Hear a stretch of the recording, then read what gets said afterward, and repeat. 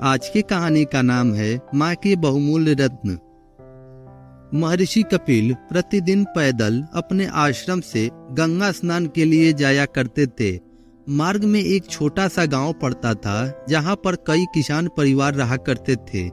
जिस मार्ग से महर्षि गंगा स्नान के लिए जाया करते थे उसी मार्ग में एक विधवा ब्राह्मणी की कुटिया भी पड़ती थी। महर्षि जब भी उस मार्ग से गुजरते ब्राह्मणी या तो उन्हें चरखा चलाते मिलती या फिर धान कूटते।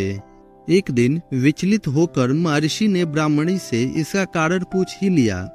पूछने पर पता चला कि ब्राह्मणी के घर में उसके पति के अलावा आजीविका चलाने वाला कोई न था।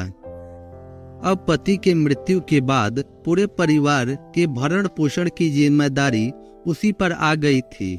कपिल मुनि को ब्राह्मणी की इस अवस्था पर दया आ गई और उन्होंने ब्राह्मणी से पास जाकर कहा, हे माते, मैं पास ही के आश्रम का कुलपति कपिल हूँ। मेरे कई शिष्य राज्य परिवार से हैं। अगर तुम चाहो तो मैं तुम्हारी आजीविका स्थायी व्यवस्था करवा सकता हूँ।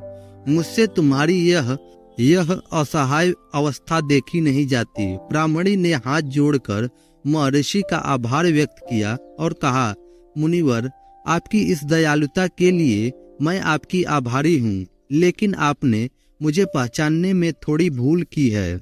ना तो मैं असहाय हूँ और ना ही निर्धन।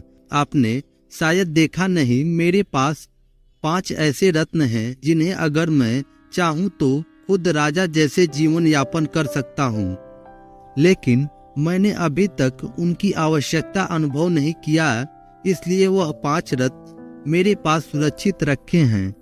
कपिल मुनि विधवा ब्राह्मणी की बात सुनकर आश्चर्यचकित हुए और उन्होंने कहा, हे माते, अगर आप अनुचित ना समझें तो आपके वो 5 बहुमूल्य रत्न मुझे भी दिखाएं। देखो तो आपके पास कैसे बहुमूल्य रत्न हैं। ब्राह्मणी ने आसन बिछाया और कहा, मुनिवर, आप थोड़ी देर बैठें, मैं अभी आपको मेरे रत्न दिखाती हूँ। इतना कहकर ब्राह्मणी फिर से चरखा चलाने लगी। थोड़ी देर में ब्राह्मणी के 5 पुत्र विद्यालय से लौटकर आए। उन्होंने आकर महर्षि और माँ के पैर छुए और कहा, माँ, हमने आज भी किसी से झूठ नहीं बोला, किसी से कूट वचन नहीं कहा। गुरुदेव ने जो सिखाया और बताया उसे परिश्रम पूर्वक पूरा किया। महर्षि कपिल को और कुछ कहने की आवश्यकता नहीं पड़ी।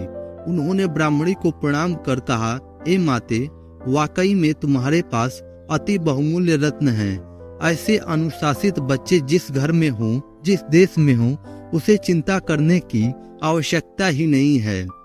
अगर आपको यह कहानी पसंद आई हो तो कमेंट करके जरूर बताएं और साथ ही इस वीडियो को लाइक और चैनल को सब्सक्राइब जरूर करें ऐसे ही बेहतरीन हिंदी कहानियों के लिए।